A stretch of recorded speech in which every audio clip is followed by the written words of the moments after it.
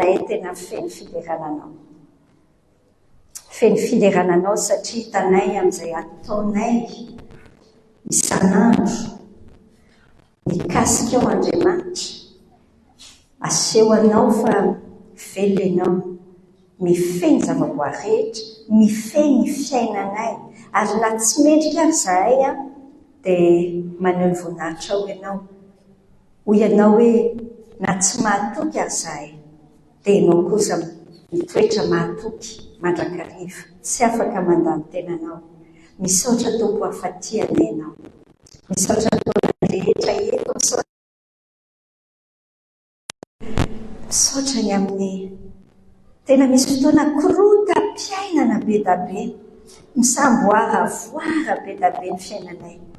Fa tsy ireny toe-java-mitrangy ireny mihitsy no mamaritra ny fiainana. Tsy ireny akory ny fefarany hoe tena resy izay, fa ay ao ambadika n'ilay fahasarotana rehetra. Misy voninahitra goavana be. Dia misy ianao Andriamanitra dia hikasika anay dia mitondra anay amin'ny tsara lavitra, dia amin'ny toe-ponay sy amin'ilay fiainanay. Miara-moderanao zahay, ny amin'ny ataonao ny fiainanay. Tetretsyndray zahay Tompo amin'ny tsy an'ity, miara-mivavaka zahay hoe miasaty anatinay, sokafanay eto anatrianao ny fonay, mampianaranay. Tiana hiainana mihitsy izany fiadananao izany. Jesosy mieritreritra ny ho avy ange izay, mieritreritra ny ho avy izay manoloana an'ilay fiainana andavanandro dia tady hoe kivikivy ambony any. Tsy hainay hoe ahoana, fa amin'ity androany izay tao aminao hanana fiadanana eo ampiatrehana an'ilay ho avinay. Miatrika an'izany tsy amitahotra. Tao mo amin'izany ara-tsirairay. Mahafantatra anay tsirairay avy ianao Tompo dia mitenena aminay. Fananao mihitsy no mampianatra anay ny famarinana ny teninao, naiza naiza izahay no mandray an'izao teninao izao anio. Dia mitenena aminay fa vonay ianao izahay. Amin'ny anaran'i Jesosy.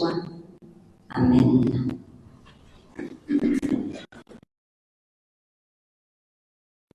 Ny ten'Andriamanitra izay jerentsika senao hatrany hatrany, amin'ity taona ity mihitsy koa dia ilay maika raika ambin'ny folo fahasoavana be ny manana fotoana ohatr'izao mbola ahafahana miara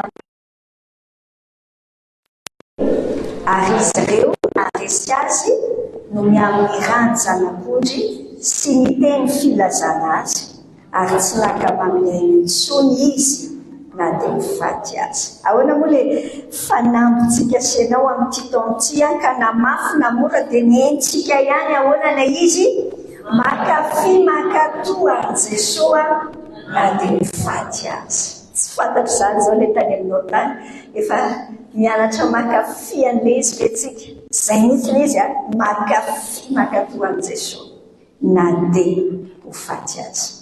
Amin'ity an'ity ho iaho taminao nanomboka tamin'ny herintsika ao anatin'izao 5 herinandro. 4 herinandro indray izao sisy saisika dia hiditra herinandro masina. Mialoha ny Pasika. Dia hoenarantsika taon'i Jesosy tamin'ny mpianany. Tsika senao mantsy mianatra makafy makatoa an'i Jesosy. Ko raha tsy fantatritsika tsara kory inona ny afatrafatry ny Tompo, zava-dehibe mihitsy izany hoe afatrafatry ny Tompo. Fantatrao tsara izany hoe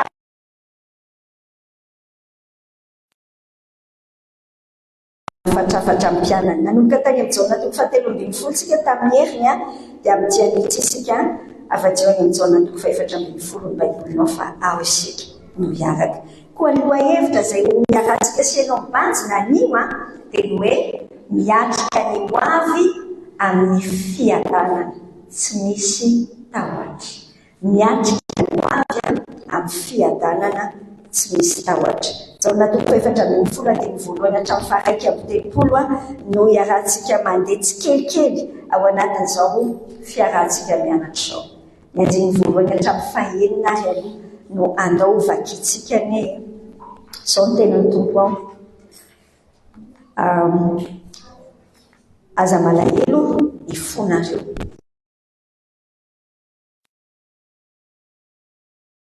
Misy fitoerana maro raha tsy izany dia efa nilaza taminareo fa andeha amboatra fitoerana ho anareo. Ary raha andeha amboatra fitoerana ho anareo aho dia ho avy indray ka andray anareo ho any amiko, ka izay hitoerako no hitoeranareo koa. Ary fantatrareo koa ny lalana ho any amin'ny alehako. Hoy Tomasy taminy, tompoko, tsy fantatra ingy izy alehanao e, ka ataonay ahoana ny fahafantatra ny lalana? Dia hoy Jesosy hoe, zange ny lalana sy fahamarinana ary fiainana e, tsy misy olona makany amin'ny ray ratsy amin'ny afa-tsy amin'ny alalako. Inona zavatra hitantsika eto e? Hitantsika eto manomana nyreto mpianany reto ny tompo fa andeha izy hiala eto tany. Efa texte averimberina amintsika etrany ty Jaona 4:12 ty. Manomana ny mpianany Jesosy hoe hiala tsy hiaraka amin'izy ireo fa zatra niaraka nandritra ny 3 taona mahery kely fa andeha hoy ny tompo dia ho any an-danitra izy.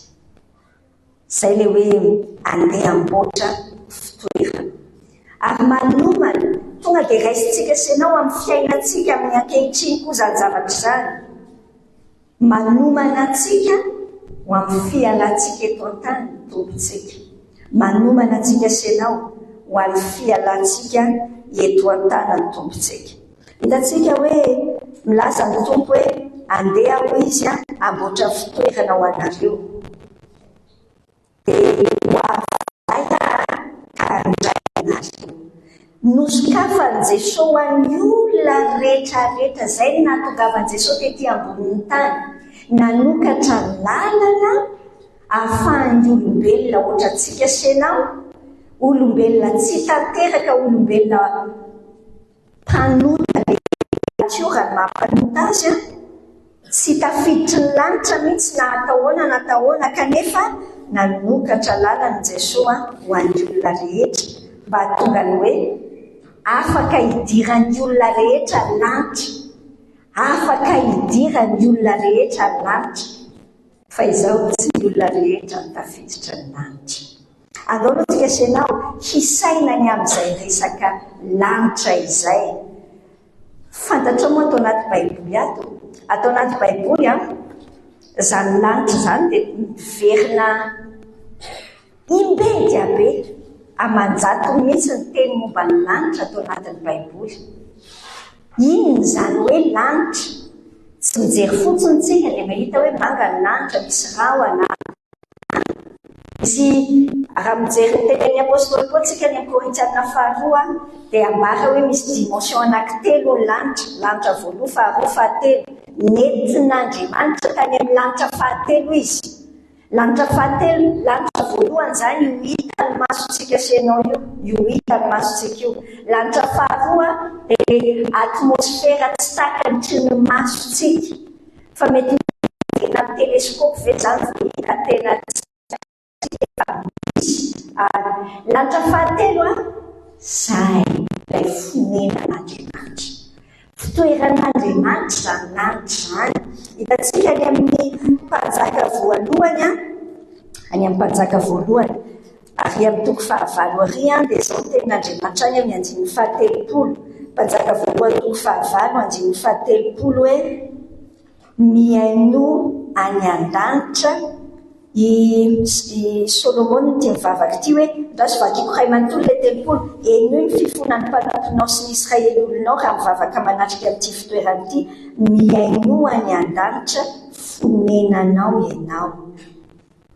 Fonenan'Andriamanitra any Andriamanitra amboniny. Rehefa miresaka an'izany tsika any izy fa izy omniprésent, naiza manerana zao rehetra zao izy, fa misy ny hoe fonena zay lanitra zay. Ary hitantsika amin'ilay Jaona 4:12 fa tian'Andriamanitra ho manana ho fonenantsika ihany koa ho an'izay mino an Jesosy zay, dia tonga fonenantsika ihany koa zany lanitra izany. Any amin'ny Korintiana 2:10 miresaka ny fitsanganan'ny tena maty Paoly amin'ity Korintiana 2:10 ty ary amin'ny 9:9 ka hatramin'ny 15 eny vakiko aminao hoe Korintiana 2:10 9:9 hatramin'ny 15. Matoko mandrakarivotsika fa fantatsika fa raha mitoetra eo amin'ny tena dia tsy mitoetra ny amin'ny tompo, fa finoana no andehanantsika fa tsy fahitana. Eny matoky isika ka aleontsika ny tsy hitoetra amin'ny tena fa ny hitoetra amin'ny tompo. Hitoetra monina ny dikan'izany. Isika mihitsy dia no manin'Andriamanitra tsy hipetraka mandrakizay eto ambonin'ny tany. Tsy natao ho fitoerana mandrakizay, toerana nasafidy ity eto ambonin'ny tany tsiravako. Any amin'ny Apokalipsy 1:20, andiny 7:20 dia izao no tenin'Andriamanitra mikasika ny boky ny fiainana. Apokalipsy 1:20, andiny 7:20. Hoy izy hoe tsy mba hiditra any an-danitra any mihitsy izay tsy masina. Ao amin'ilay Jerosalema vaovao izany le hitenenana an'izany lanitra izany ihany koa. Tsy miditra any mihitsy izay tsy masina, izay manao vetaveta, izay mandainga, fa izay voasoratra ao amin'ny boky ny fiainana izay any zanak'ondry any. Fitoeran'ny olona voasoratra ao anaty boky ny fiainana. Ny mino an' Jesosy no ao anaty boky ny fiainana. Dia tsy haiko ianao izany izao isan'izay ve antenaiko indrindra. Fa inona koa izany lanitra izany? Andao mbola jerentsika.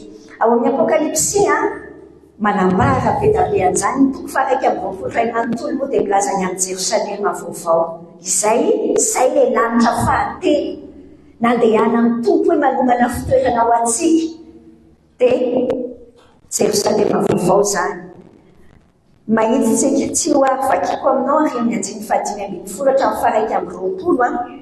fa afaka alalininao tsara miresaka ny amin'ny mandany misy volotara volamena, misy vato isan-karazany be da be raha fitinina seta izao tsy hitanoano ny fahatsaran'izany lanitra.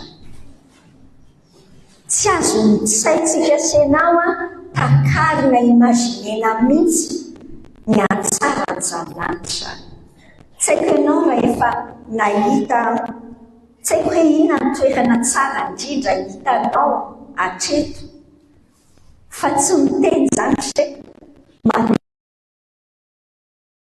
Misy fotoana mantsy ny devoly ilay fahavalo-pamitaka atsika dia mampirantiranty ny zavatra eto ambonin'ny tany tahaka ny hoe ka tsara be sy.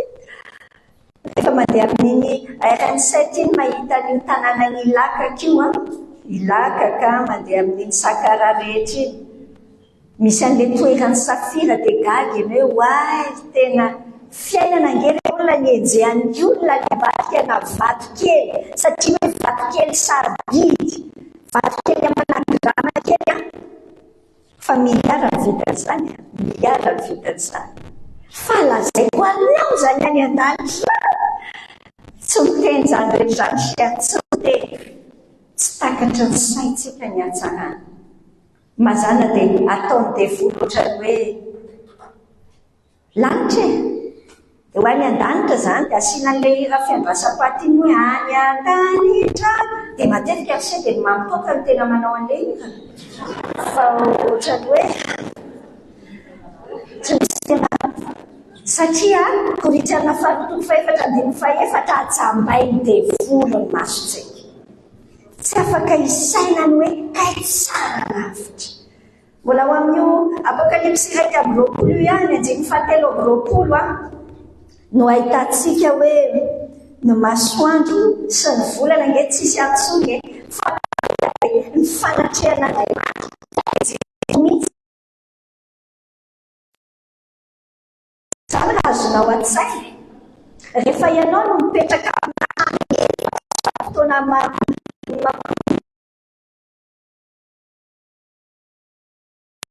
tsy matangana va dia tsisy masoandro mihitsy ao an-tranonao.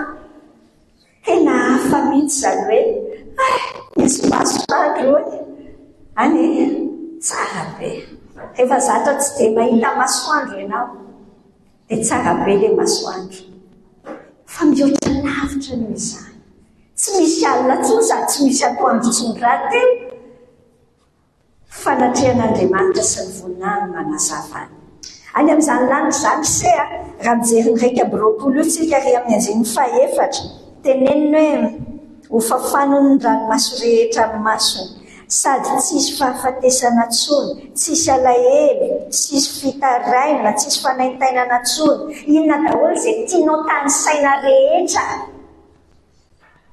ka mahasosotra ka mahatonga mikikika hoe tsy vita totsony, tsisy an'izany tsony any amin'ny toerany tsisy tsony samy mameny azy, samy manany azy mihitsy angatsika se samy manany azy fa tsisy an'izany tsony any.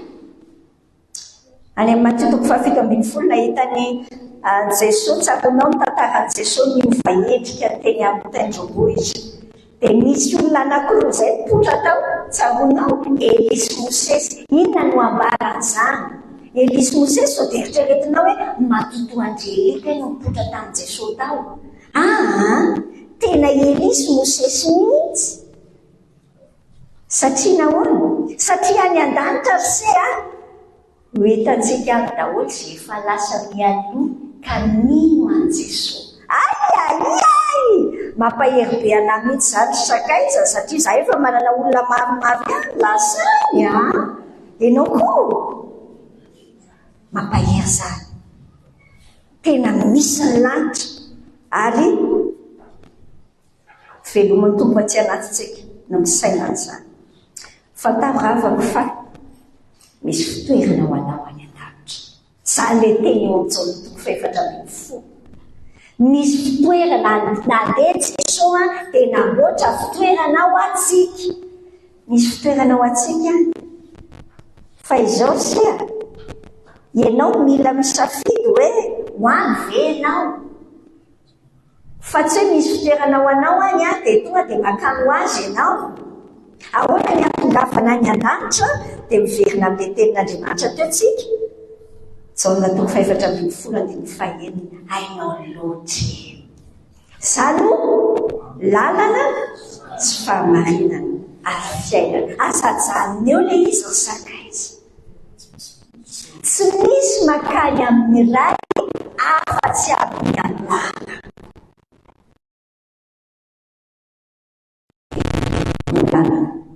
Ny ahatongavana any an-danitra tokana ihany Jesosy irery. Amin'ny malagasy tsika ohatrany hoe tsy tena mazava be satria ohatrany tsy misy artikla sahina ilay fiteny azy amin'iny hoe izany no lalana sy fahamarinana ary fiainana. Amin'ny teny frantsay izy hoe je suis le chemin, la vie et la vérité. Le. Inona izany? Izany antsoina hoe article défini. Amin'ny teny grika nanoratana ny tenenan'ny tompo azy mihitsy koa nanoratana an'io. Amin'ny teny grika nanoratana ny Baiboly. Ny tompo tsy hoe ny teny grika fa ny teny jiosy izy teny hébreu. Fa amin'ny teny grika dia misy an'izay article zay. Amin'ny teny gasitsika izy tsy mazava tsara.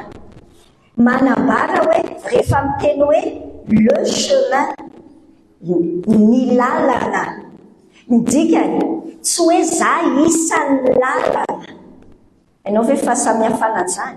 Amin'ny teny frantsay raha izay ilay izy dia hoe je suis un chemin. Un chemin antsoina hoe article indéfini le un. Fa ilay izy hoe le chemin, la vie, la vérité. Inona ny dikan'izany? Tsy misy afa-tsy Jesosy. Rehefa miteny ilay Andriamanitra tonga nofo hoe tsy misy afa-tsy izy dia misaotra ny tompo fa mintsika senao ary manamafy any anatintsika izany. Tsika senao nge samy mpanota avokoa midikany hoe mpanota sady teraka mpanota no manota le maizy azy antsika mihitsy mpanota sy manota noho izany tsy possible mihitsy no tafiditra any an-danitra na andeha ambanin'ny lohantsika aza tsy tafiditra ny lanitra mihitsy tsika. Mpianatra dia vaovao masoa averina amintsika senao tsara fa tsy mahavonjy ny manaraka ny fivavahana kristianina amin'izao fotsy. le manaraka tiako ambara manaraka ny fomba mpivavaka. Averiko aminao fa tsy mahavonjy ianaram-piangonana, tsy mahavonjy na manao zavatra be ho antony tsy mahavonjy zany no mahavonjy mahatafiditry ny lanitra ho any amin'ilay fonenana no man'Andriamanitra ho antsika, dia isika manaiko hoe mila mpamonjy Jesosy zay. Asan'ny apôstôly toko 4 ary amin'ny 12:20 dia milaza amintsika. Asan'ny apôstôly toko 4:12. Zao ilay tenan'ny Tompo hoe tsy misy famonjena amin'ny hafa, fa tsy misy anarana hafa ambanin'ny lanitra nomena ny olona izay ahazontsika famonjena. Amin'izao vanim-potoana iainantsika izao dia mivoy amin'ny hoe malalaka ny sainy, malalaka ny foe, malalaka mety daholo rehefa resy lahatra tsara ianao mety. Ina maresy lahatra anao tsara hoe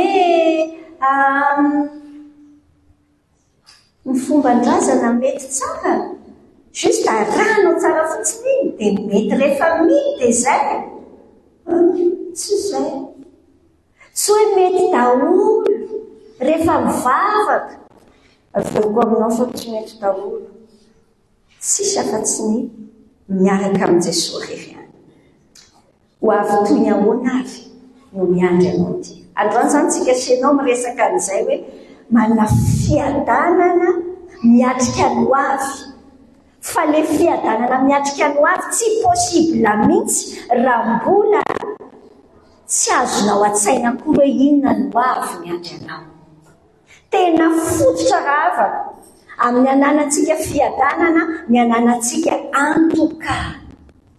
Mampatonga ny olona tsy miadana nefa se tsy fantantsara hoe hoaizy izy, tsy hay hoe ahoana ny ao.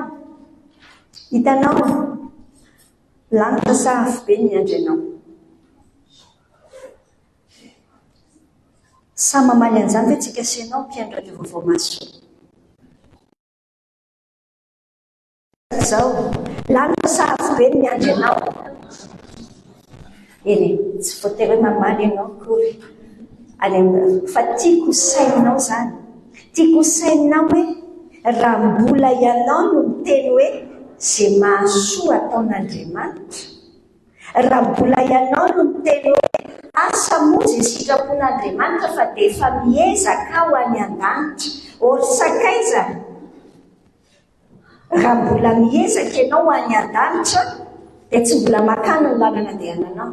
Tena tsotra be fotsiny zavatra teneniko anao, fa tsy izay ny antsoina hoe fivavahana kristiana. Tsy miezaka makany an-danitra. Ny fivavahana kristiana olona efa poniny lanitra le kristiana fa mipetraka eto ambony tany. Azonao ny fahasamihafana an'izany. Ny anankiray mbola miezaka hoe asa aloha dia atao ihany aloha ty fa izay ny fitsarako tsara eo na ety na tsy ety. Efa nitenenin'Andriamanitra ny lalana. Io jaona 4:11 Jesosy ny lalana. Ary tsy rehefa hoe maty ianao dia izay vao anaovana zavatra isan-karazany eo ianao dia hita eo fandapony tompo raha makany ianao na tsy. Ory sakaiza. Androany ny tompo faha-telopolo, 5:20 miantso ny lanitra sy ny tany ao anio ny tompo ho vavolombelona. Fefa nataoko teo anatrehanareo, efa nataoko teo anatrehanareo ninona olo? Fiainana sy ny fahafatesana, ny fitahiana sy ny fahazoana. Dia ahoana hoe izy? Ny safidinao zao no mamaritra ny ho avinao. Ny safidinao zao no mamaritra ny ho avinao. Aoka tsy misy ianao tsy hisy diso paika azoko misy fa mety misy ny fiangonana mampianatra hoe aoriana ny fahafatesana. Dia mety misy zavatra atao. Sakaiza zao tsisy an'izany anaty baiboly tsisy ao. Zao ianao no misafidy. Ay afaka misafidy rehefa napetraka Andriamanitra ny lalana dia anjarantsika senao afa mihitsy ny filma amin'ny fiainanao rehefa azonao antoka fa tehiteny ianao mazava efa nandray an' Jesosy moa ianao ty efa nekenao tomponao sy mpamonjy anao izy efa ny an-danitra kenao efa ny an-danitra kenao petraka eto fotsiny ianao fa efa niarana tsangan'Andriamanitra niaraka tamin'i Jesosy tsika dia niarana petrany any an-danitra. Efesianina 4:1 izany. Efa any an-danitra isika. Juste amboarin'Andriamanitra hamasinina amba hiamanahaka an' Jesosy mandra-pahatonga ny fe-potoana hoe zay fa mety amin'izay dia afaka miditra ao amin'ilay fitoerana no manotompo antsika. Jaona voalohany toko 5:1-20 sy ny 2:20 vakiko aminao io teny tsotra be io. Jaona voalohany toko 5:1-20 sy 2:20 zao ny fanambarany. Fiainana mandrakizay no men'Andriamanitra atsika ary ao amin'izany an'izany fiainana izany. Tsaronao tsenjay fe ny 5:20 amin'io teny io izay manana ny zanaka manana ny fiainana, izay tsy manana ny zanak'Andriamanitra no tsy manana ny fiainana. Le hoe fiainana hitanao tao anatin'ny Baiboly ny fanjakan'ny lanitra sy ny fanjakan'Andriamanitra ampifanimadimbadian'io foana miaraka amin'ny fitenenana ny hoe fiainana mandrakizay. Lasitra anankiray andao ny tenenina ao ambadika izany zavatra rehetra izany fanjakan'Andriamanitra anatsika efa ho amin'i Jesosy. Ho avy toy ny ahoana ny miandry anao amin'ity androany ity raha mbola tsy azonao antoka tsara fa makany an-danitra ianao. Tehiteny aminao tsotra Jesosy no ekena. Mino an' Jesosy izay natsoina hoe manana, mandray azy, mandray dia velona ho anao, dia raisinao ho anao zany. Taontsika ianao mitohy amin'ity fandiniantsika sianao ity Jaona toko 4:20 ihany zany tsika izao ka vakitsika indray izao ny 7 hatramin'ny 1:20.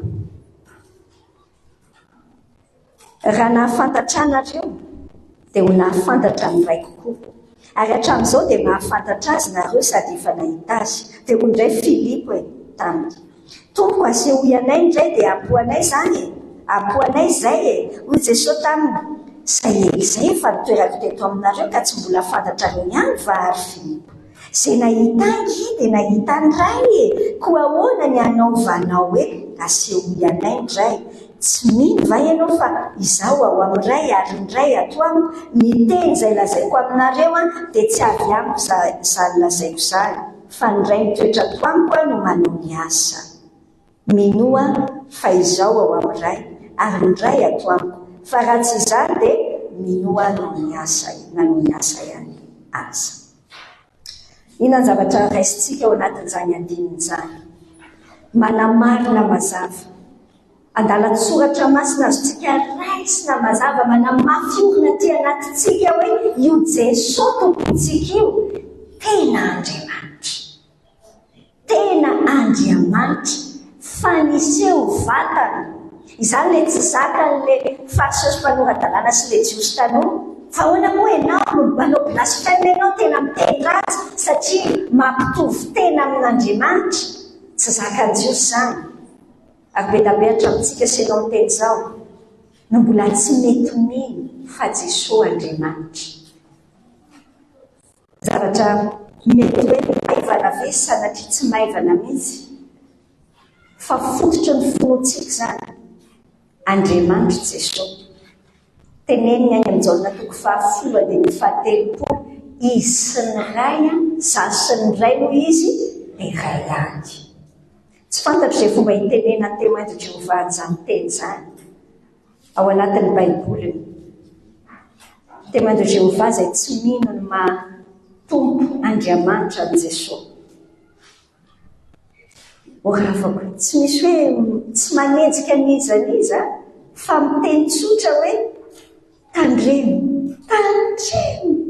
fa be da be ny fivavahana izay ohatrany mety kanefa tsy manaiky an' Jesosy Andriamanitra. Rehefa mitena ny silamo hoe iray ny Andriamanitra, tsy iray ny Andriamanitra, tsy iray mihitsy ny Andriamanitra tsika sy ny silamo, tsy iray. Ny Andriamanitra tsika dia le ray ny Jesosy Kristy izay tena Andriamanitra mihitsy Jesosy Kristy. Izay mampatsy mitovy mihitsy. So ianao mieritreritra hoe mitovy ihany fa mba milefera kely fotsiny dia amin'izay koa ireo mba tafiditra ny an-danitra. Hoe eto ambavaka izy hino an' Jesosy petsaka ny silamo. Miakatra anao Ramadan indray zao tsika kelikely 11 mars tsika andro tsy fiasana indray zany satria anomboka ny Ramadan. Te hampirisika anao raha afaka. Te hampirisika anao hoe andao hivavaka ho an'ny olona tsy mino an' Jesosy.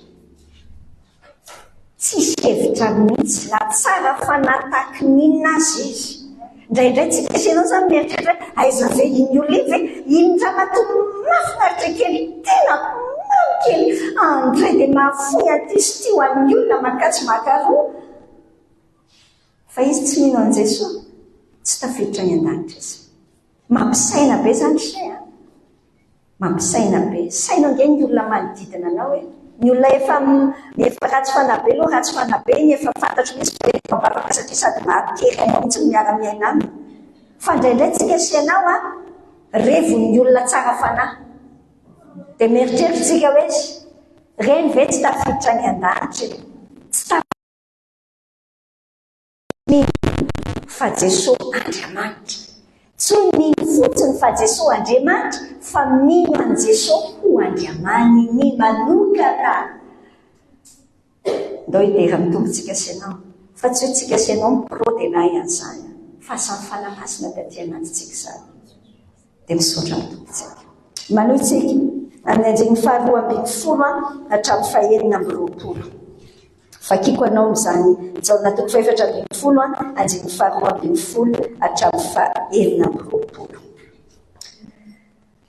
Izao ilay tenin'ny tompo ato. Lazaiko aminareo marina dia marina tokoa izay mino ny asa ataoko mataoniko. Ary hanao asa lehibe noho izany azy izy satria zavaka ny amin'ray.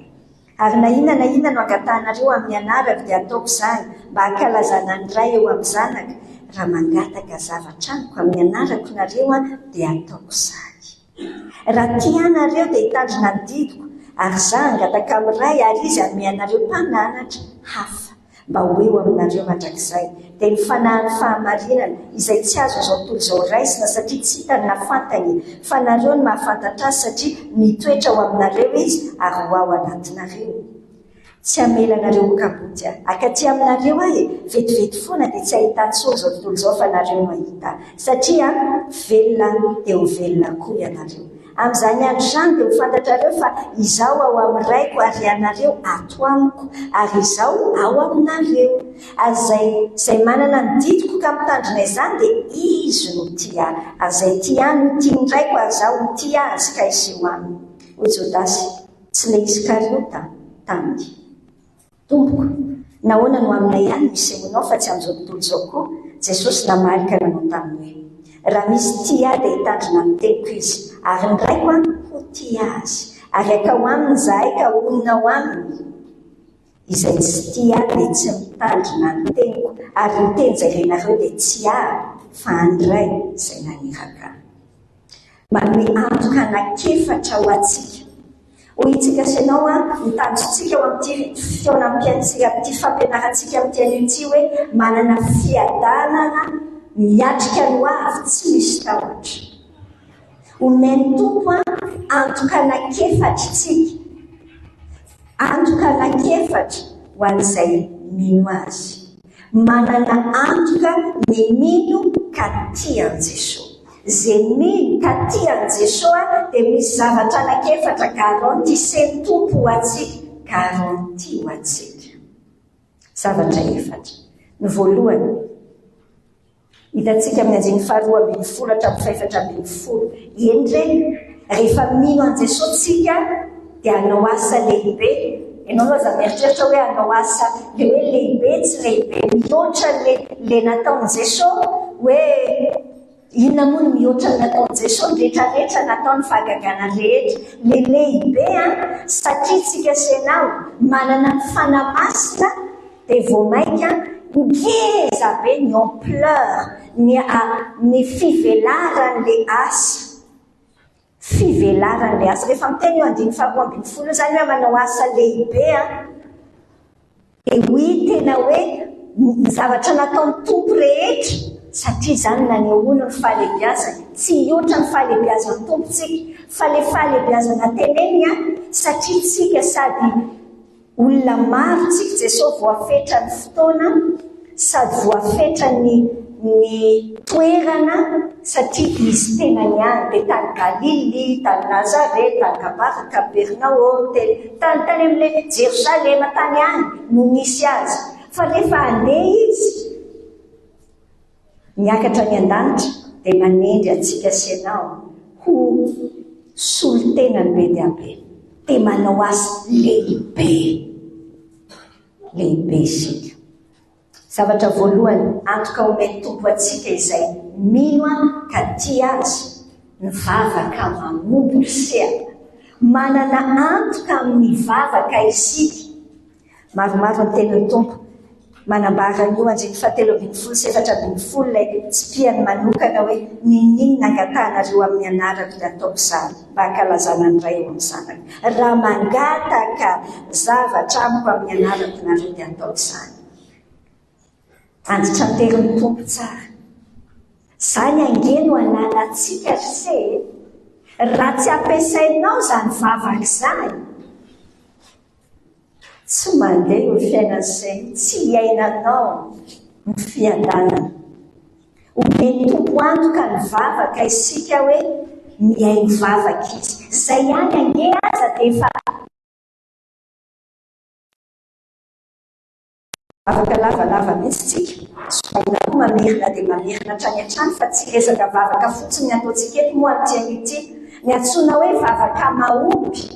Tsy hoe akory izay nangatanao dia azonao dikan'izany. Fa izay misy ilay teny eto hoe mangataka ianao dia mahazo. Fa satria mantsy ilay fangatahanao dia efa nifanaraka tamin'ny sitrapon'Andriamanitra. Amboarin'Andriamanitra isika sinao. Tefeny. Indikany hoe vavaka mahomby dia tena ilay fahatanterahan'ilay vavaka nampianarin'ny tompo iny manambara hoe ny sitrapon'Andriamanitra tanteraka eto tany amin'ny alalan'ny fiasany ao anatinao. Avelanao Andriamanitra hiasa amin'ny fiainanao. Vavaka mahomby. Tsy misy vavaka ataontsika ka mandehandeha fahatana sena fa miaino antsika Andriamanitra. Misy dikany avokoa ny vavaka ataontsika. Ny valom-bavaka omeny tompo atsika mety hoeny amin'ilay eritreretintsika azy, mety ho tsy amin'ilay eritreretantsika azy satria tsara lavitra noilay eritreretinao. Izay hatrany ny zavatra rehetrarehetra satria tiantsika Andriamanitra.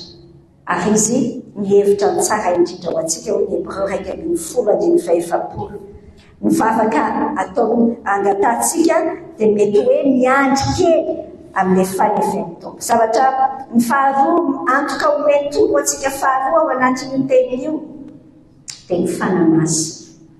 Fanamasina izay teneniny eto hoe omeko mpananatra, parakleto, izay le teny ery ambany ery nieviny amin'ny teny grika hoe parakleto. Manana hevitra maromaro antsikan'izany hoe parakleto izany fandikany dia tahaka ny hoe mpanampy tandrify izy. Tsy mpanampy tandrify ohatran'ny vady zany fa mpampahery izy hoe mpanampy izy olona eo hatrany amin'ny fotoana rehetra. Mety tompo an'izany antoka izany tsika Efesiana 4:4 garanti omen'Andriamanitra atsika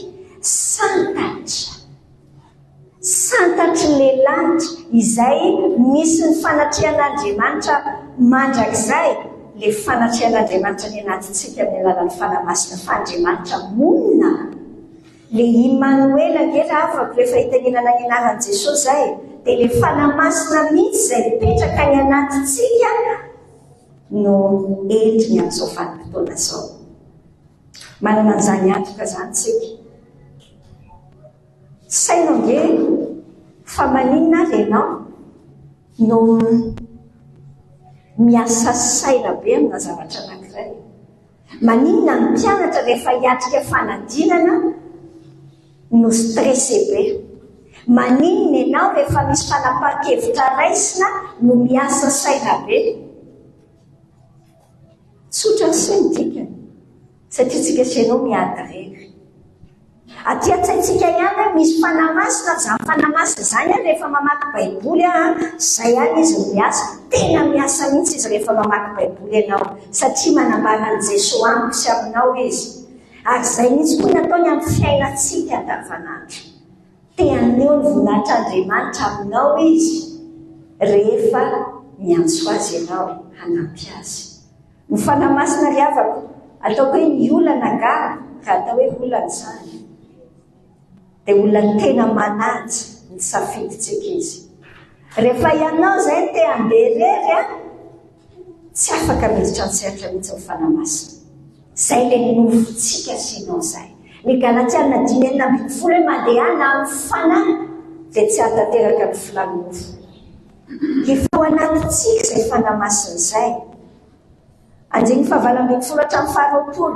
inona ny antoka omen'Andriamanitra antsika izay mika aty an' Jesosy manana firaisana amin' Jesosy tsika. Manana firaisana amin' Jesosy. Azonao moa ny hevitra izany hoe manana firaisana amin' Jesosy tsika sy ianao. Jaona 5:20 tena tsara loatra ny sary ambaran'ny Tompo izay mbola hodiniantsika tsara amin'ny hevitra. Fandikany tonga izany dia tena misy an'ilay loharano miboiboika tsy mety ritra ao aminao rehefa hoe connecté. Amin'izao vanim-potoana misy resaka wifi, internet, tsy haiko ianao raha efa nandeha amin'ny toerana dia misy hoe wifi illimité, ohatra hoe fibre be mihitsy ilay izy. Mahafinaritra be mandeha amin'izany toerana izany. Rehefa misy wifi ve aloha ilay tany? Ny tanora amin'izao izany dia mitady an'izany izy. Misy wifi ve ilay izy? Dia illimité meu code tena ohatrany hoe sambatra izany izy. Ora afaka mihoatra lavitra noho izany. Fa ny lanitra mihitsy no disponible ho antsika. Dia izao ankehitriny izao rehefa miray amin' Jesosy tsika. 9:23 ny antoka omeny Tompo atsika izay tia an' Jesosy rehefa tia azy tsika dia tia ndray izy. Ary tia ny ray, tia n'Andriamanitra tsika. Izay tia an' Jesosy no tia n'Andriamanitra. Dia isehoan'Andriamanitra sady ho fonenan'Andriamanitra. Fezintsika ny 9:20. Azonao an-tsaina indray moa ve izany? Moa tsy izany mitsodrano averiberina amintsika dia tiantsika ery miaino azy ilay nomeritoko faheniny iny. Ampamirapiratra ny tavany aminao anie Jehovah. Tiantsika izany hoe Tompo aseho ihany voninahitra ao Mosesy izay. Fa meny Tompo atsika izany garanti izany. Hoe ao anatin'ny zavatra iainantsika rehetra dia iseho amintsika Andriamanitra. Tianao fa iseho aminao ao anatin'io fiainanao kirotadrotana mahagaga io. Ny Tompo mino azy ary tia azy ve ianao fa izay mifototra. Finaloha dikan'izany hoe tia an' Jesosy. Miverina imbetsaka ao anatin'ny tenin'Andriamanitra iny 5:20, 3:20, no hoe mitia an' Jesosy dia voapirofo amin'ny hoe mitandrina ny didany, mitandrina ny teniny. Conséquence vokatry ny fitiavantsika an' Jesosy dia lasa mitandrina ny didintsika, mitandrina ny teniny. vokatry ny fitiavantsika an' Jesosy dia lasa manana fiainam-pankatoavana isika. Ny antsoina hoe tia an' Jesosy dia olona izay resy lahatra ny fitiavany ka lasa raiki-pity aminy Jesosy. Andaso aloha amboarintsika sainao tsara ny fisainana io teny io, fandrao dia afangarontsika. Indraindray mantsy lasa voasitona any amin'ny legalisma isika na hoe any amin'ny mandeha amin'ny lalàna. Lasa miaina ambanina ny lalàna fa tsy ambaniny fahasoavana. Dia mieritreritra hoe ty egalina mankatoa. Fa le tia tsy hoe akory hoe mankatoa fotsiny nefa tsy tia akory. Fa ty fantatrao ny fitiavan' Jesosy anao dia lasa raiki-pity aminy ianao dia vokatr'izay dia manana fiainam-pankatoavana ianao. Tiako mihitsy ny miteny an'ilay teny hoe fiainam-pankatoavana. Satria ny fankatoavana tsy zavatra madinidinika eny amin'ny fiainana hoe indraindray eny. Satria ino zany angatahany topo zany? Sarotra be zany. Zavatra fandaino tenenina Jesosy zany tsy vitako. Tsy ohatr'izay. Fa ny fiainantsika mihitsy fiainam-pankatoavana. Miantoka ny fiadanantsika mihitsy zany. Fankatoavanao anio no miantoka ny hoavinao rapitso. Satria hoy ny Galatiana 1:7 mamafy hatrany an-trantsika sinao. Izay afafintsika no jinjaintsika. Mandroso antsika sinao ao amin'ny jaona 4:20 zao tsika dia vakiko aloha ny 7:20 ka hatramin'ny 1:30 farany. Fiadanana no avelako anareo, ny tena tompony fiadanako no omeko anareo. Tsy tahaka ny fanome zao tontolo zao ny fanomeko anareo. Aza manahely na matahotra ny fonareo. Efa renareo fa zany laza taminareo hoe andeha nefa ho avy aminareo indray. Raha tianareo dia ho faly satria makany amin'ny ray fa ny ray dia lehibe noho izao. Ary ankehitriny dia nilaza taminareo aho dia tsy mbola tonga zany mba hinonareo rehefa tonga. Tsy laza zavatra maro aminareo intsony fa avy ny andrinan'izao tontolo izao. Nefa tsy manana na inona toamiko izy. Fa mba ho fantatra izao tontolo izao fa tiako ny ray ary araka izay nandidiny indray dia izany no hataoko mitsangana ilay tsika ihany eto. Tsy piantsika manokana ny 7:20 izay tsy maninona ny raha averintsika sy ianao vakiana mafy miaraka mihitsy dia ny 7:20 ao anao ilay telon'ny tompo hoe fiadanana ho avelako anareo, ny fiadanako no omeko anareo. Tsy tahaka ny fanomeny zao tontolo izao no fanomeko anareo, aza malahelo na matahotra ny fonareo. Iresaka an'izay fiadanana izay tsika sinao. Ny tanjontsika ho isika dia hoe fiadanana miatrika, manana fiadanana ianao miatrika ny hoavinao tsy amitahotra. Ohatry ny ahoana zany fiadanana zany? Io fiadanana io misy karazany anankiroa le fiadanana tian'Andriamanitra ambara ato anatin'ny Baiboly. Ato anaty Baiboly mihitsy no raisintsika sinao le rehefa miteny hoe fiadanana izy. Ny karazana fiadanana voalohany dia le fiadanana izay ataon'ny teny malagasitsika dia manavaka azy amin'ny hoe fihavanana, fampihavanana, vita fihavanana. Satria misy korotana tamina fifandraisana tao dia lasa tsy misy fiadanana satria tsy mihavana dia tsisy fiadanana. Le fiadanana voalohany tenenin' Jesosy natongavany tetỳ ambony tany dia ny ampihavana antsika amin'Andriamanitra.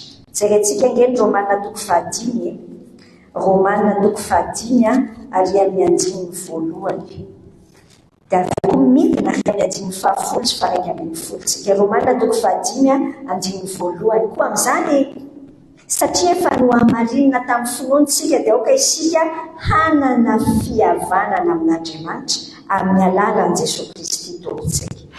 Le fihavanana io mitovy mihitsy ny dikan'le teny hoe fihavanana sy fiadanana rehefa amin'ny teny grika teny fototra io mitovy ihany fiadanana na fihavanana.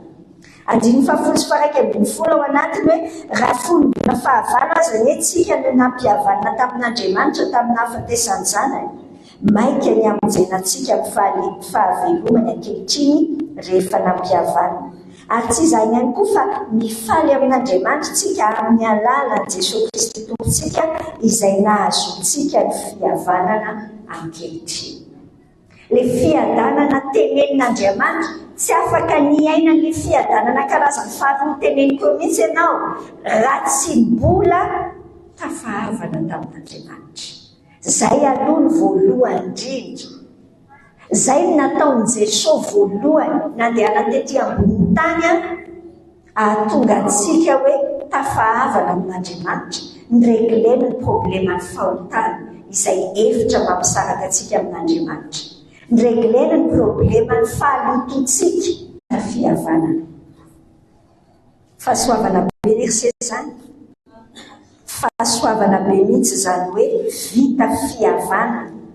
Le izy mantsy tsy hoe niady kely teo aloha fa fahavalo mihitsy antsika hoe le andiny fahafolo sy raika ambin'ny folo hoe azonao moa zany fahavalon'Andriamanitra tsika.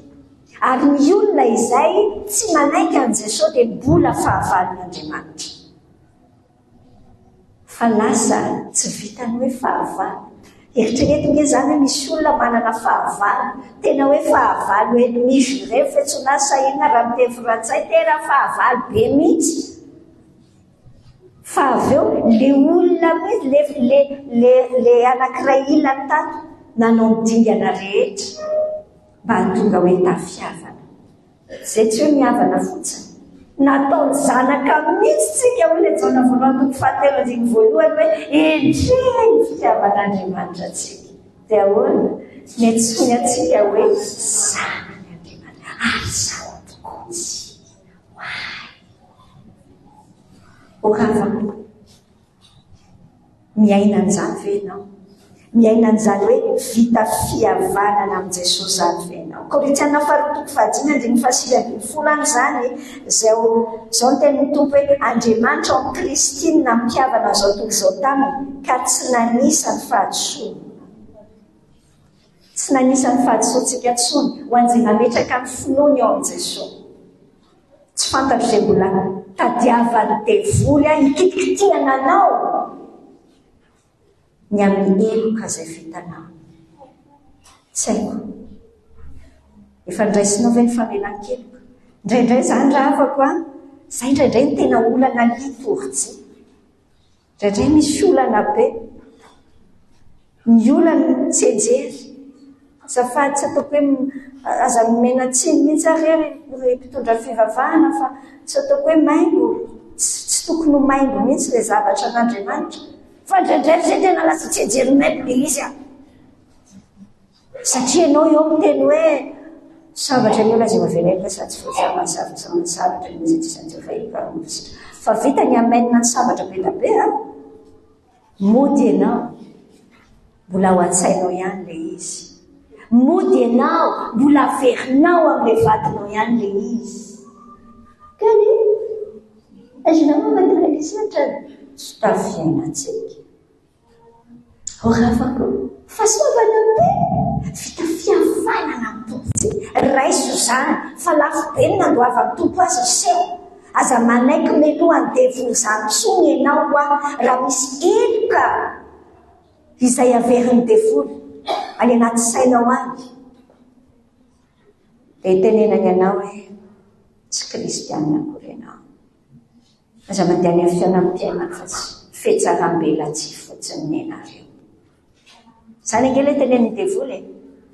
Aza miaina an'izany tsony ianao, tapao amin'ny anaran'i Jesosy dia makanesy eo amin'ny tompo.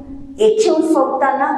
Raha mbola tsy niekenao dia ekeo. Raha efa niekenao, raiso ny famelan-keloka sia. Na mena ohatra ny jaky azy. Sahoana? tsy mila mandeha faranakolabo etsony a, tsy mila manosorona omby mazavalo, tsy mila, satria efa ny rano Jesosy izay hany eken'Andriamanitra, izay hany eken'Andriamanitra ary efeny aminao zany a. Dia mitrakary ianao ty fazalozana mandeha amin'ny fanamelohan-tena, roay amin'ny anaran'i Jesosy zany se ny devoly no mitondra fanamelohan-tena, ny fanamasina no mitondra antsika ibebana, vita fihavanana amin'ny Jesosy ianao, sabatra enao moa zany teko anao zany sabatra na iza miteny, satria mandeha ngely le olona apely ataony devoly miaramila miampanga rehetrarehetra ty mandeha ny ao an-trano nareo tsy miova mihitsy, nareo makatsy dia iny ty maka ao anaty lohanao ohatsy zany eto enao zao dia ohatrany hoe tena mandeha mihitsy le hafanaponay hoe voavela eko fa tonga any an-trano ianao misy miteny ty ino ndray aloha ianao za manaiky an'izany tsony ianao fa efa voalohany trosa rehetra, inona moa zany efa voalohany trosa rehetra, iny dia ataonao ty indraindray nao moa mampimehitsy. Karazana fiadanana faharoa tenen'ny tenin'Andriamanitra dia ny fiadanan'i Jesosy, tenen'le andiny fahafito amby roapolo tamin'ny Jaona teo, ny fiadanako no ameko anareo. Sainao nge raha avako Jesosy teny, sainy le izy tamin'ny Jaona toko fahatelo ambin'ny folo hoe nangororo ny fanahiny, mieritreritra mahafantatra fa Jodasy any anatin'ny émotion any a hoy tena samboaravoara mihitsy fa zaho lalina mihoatra an'izany, manana an'izay fiadanan'izay tompo, fiadanana nentiny miatrika ny fijaliana rehetrarehetra io, fiadanana nentiny nampitsahatra ny tafio-drivotra, fiadanana entiny hatreny amin'ny hazo fijaliana. Izay karazana fiadanan'izay eo amin'ny tompo. Hoy ny tenin'Andriamanitra hoe tsy mitovy amin'ny fanomeny izao tontolo izao. Eo tsika senao no andao hitandrina mihitsy fa indraindray diso-paika isika. Avy eo teneniko anao no mahadiso-paika atsika fa jerentsika aloha hoe amin'ny fomba ahoana zany no iainantsika n'izay fiadanan'i Jesosy izay. Le fiadanan'i Jesosy jerentsika ny amin'ny Isaia toko fahaenina amby roapolo ny fomba iainana azy, pratika ny iainana azy. Isaia enina amby roapolo andiny fahatelo zao no tenin'ny tompo ao hoe ny saina tsy miovaova dia arovanao amin'ny fiadanana tanteraka satria matoky anao izy. Salamo faharoa ambin'ny folo amby zato, avadio koa neny amin'ny salamo faharoa ambin'ny folo amby zato ny baibolinao ary amin'ny andinin'ny fahafito arivo, salamo faharoa ambin'ny folo amby zato zao ny tena ny tompo, andin'ny fahafito sy fahavalo. Tsy mba manayary elozy izy, tafatoetra matoky an' Jehova ny fony, voatoana ny fony ka tsy atahotra izy, mandra-pifaly ny mahita ny mpandrafy azy. Amin'ny fomba ahoana no ahafahantsika miaina le fiadanana ny ainan'i Jesosy. Averiko aminao tsara fa izay fiadanana ny ainan'i Jesosy izay tsy tahaka ny amin'izao tontolo izao, izay miankina amin'ny zavatra manodidina, miankina amin'ny zavatra manodidina, miankina amin'ny hoe araky ny eritreritro ve ty zavatra mandeha ty. Tonga aloha dia teneniko aminao mazava fa ny antsoina hoe fiainana kristianina dia miaina fiainana be da be tsy araky ny eritreretinao. Zay zao raha nanao journée des écoles dia mangady Jesosy ataovy tsara be ny andro. Fa lazay koa anao tsy araky ny eritreretina le izy. Misy rahona maiky be misy tery, misy rahona maiky be misy. Dia mitodika kely any any, mandeha ny matitra ny ankizy mitodika kely any. Dia misaina, Jesosy azoninao io. Hitanao ny dikany hoe fiainana kristianina tsy hoe araky ny eritreretinao tonga dia masoandro be mipanika foana avy Jesosy ny ilaiko fa raha tsy izany tsy mety zay. Le izy misy tafiotra-javatra eny anelanelana rehetra fa olona matoky tanteraka. Zany ny dikany hoe miaina ny fiadanana. matoky tanteraka n'ilay tompony fiadanana isika. Tompony fiadanana arysea Jehova Shalom ny anarany Andriamanitrintsika. Anarany mihitsy zany, maizy azy azy. Raha vao makeo akaikiny ianao, mivetra ny fiadanana makany anatinao. Avy amin'ny fatokina tanteraka, matoky an'ilay Andriamanitrintsika. Tesaloniana voalohany toko 5:7 manamarika an'izay hoe Andriamanitry ny fiadanana. Beta hoe ny teny anaty Baiboly fa iny ihany no ambarako aminao. Ilay sodranina ameny Paoly any Tesaloniana tamin'izany. Ary Andriamanitry ny fiadanana ny iaro ny fonareo, ny fanahinareo sy ny ainareo ary ny tenanareo miaro anareo. Zay Andriamanitry ny fiadanana no Andriamanitrintsika io. Tandremo havako ny fiadanana sandoka. Zay le tenenan Jesosy hoe ny fiadanana nomeko anareo tsy mitovy amin'ny fanomezao tontolo izao. Tandremo ny fiadanana sandoka. Hitanao efa hatramin'ny andron'ny testamenta taloha efa misy ny fiadanana sandoka. Fiadanana sandoka ampirantirantin'ny mpaminany sandoka, ny olona sandoka rehetra ity. Jereo ingany amin'ny Jeremia toko 5 Baibolinao 9:20. Zao ny soratra ao Jeremia toko 5 ary amin'ny 4:20. Jeremia toko 5:4.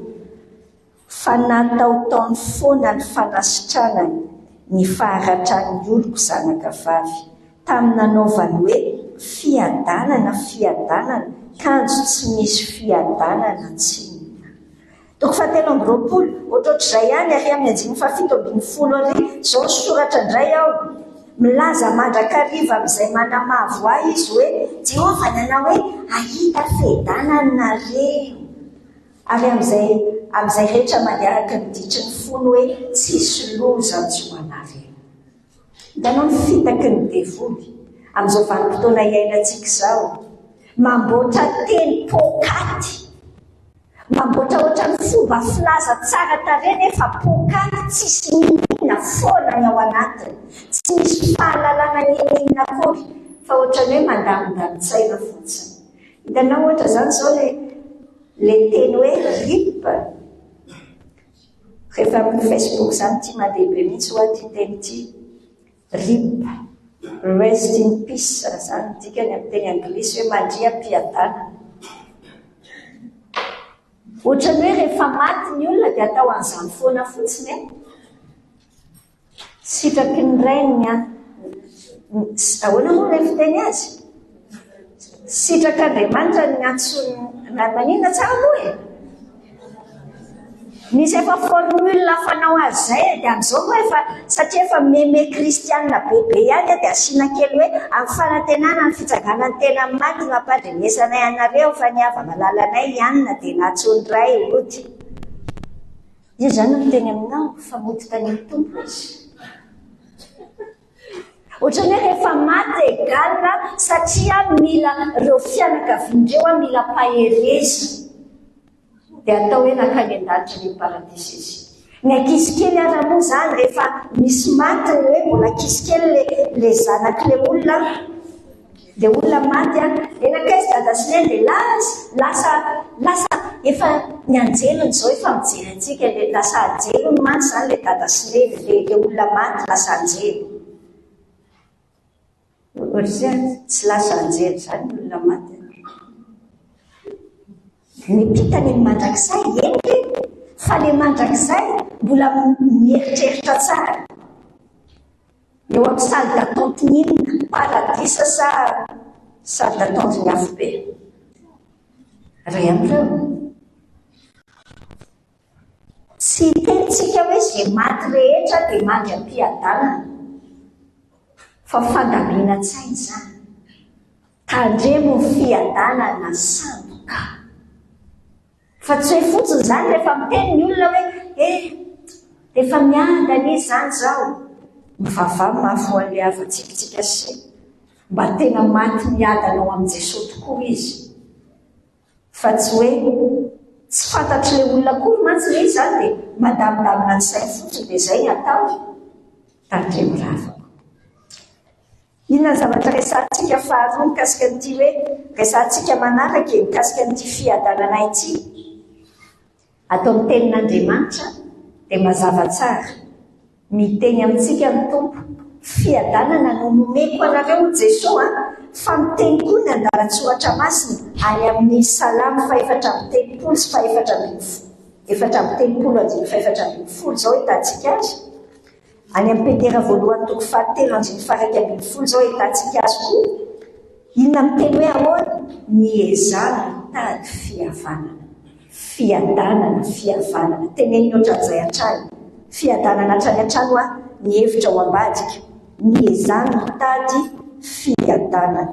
Raha solo vakiko aminao le Salamo 4:3 dia azonao tsara zany tiako ambary zany. Zao ny teny ato hoe mitadiava fihavanana ka arao zany. Le fihavanana fiadanana ho aminao teny mitovy hatrany zany raisiny zany miezana mitady fiadanana na fihavanana. Petera voalohany 2:7 ary amin'ny 9:12 ary dia zao ny tenan'ny Tompo hoe 9:12 raha misy olona miteny tsy any fa lasa faefatra indray zany. Aoka hiala amin'ny ratsy izy raha soa verinatra ry mihitsy na iza maniry fiainana sy tahita ny soa aoka izy hiaro ny lelany amin'ny ratsy ary nomolony mba tsy hiteny fitaka ary aoka izy hiala amin'ny ratsy ka hanao soa aoka izy hitady fihavanana sy hanaraka azy.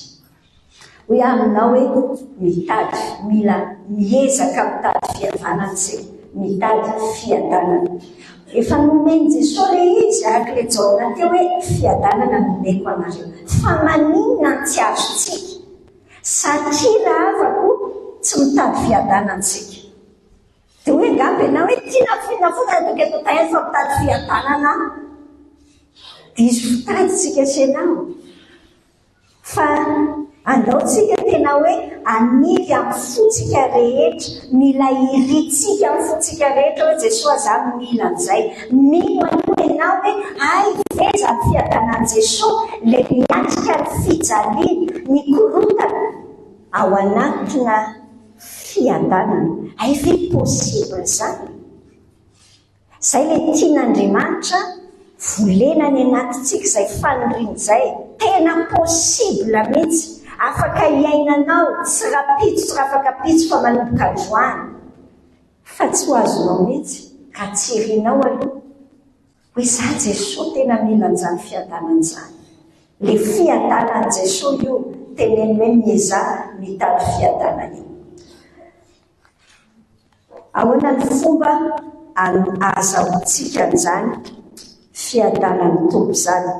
Miezana mitady fiadanana ho izy andaony hoe jerentsika ny Isaia 2:3 hoe ary amin'ny 7:17 ary. Zao ny soratra hoe Isaia 2:3-7 ny asan'ny fahamarinana ho fiadanana. Ny asan'ny fahamarinana ho fiadanana ary ny vokatry ny fahamarinana dia ho fiadanana sy fahatokiana mandrakizay. Efa nivakitsika teo ny 3:7 amin'ny Isaia hoe ny saina tsy miovamova no arovanao ny fiadanana tanteraka satria matoky anao izy. Inona ny tenen'izany? Matthieu 5:9. Jereo ihany koa ny Matthieu 5:9 dia fehezitsika ny ambaran'izany tenin'Andriamanitra izany hoe ahoana tsara ny ataontsika zany iainantsika an'ilay izy. Matthieu 5:9 3:37 mivakiko aminao hoe ka tsao aloha ny fanjakany sy ny fahamarinana dia hanampy ho anareo izany rehetra izany. Ary amin'izany dia aza manahy ny ampitsonareo fa ny ampitso anahy azy. Ampy ho any andro ny ratsy misy eo aminy. Ahoana ny iainantsika sy ianao an'izay fiadanan'ny Tompo amin'ilay andavanandro ny iainantsika.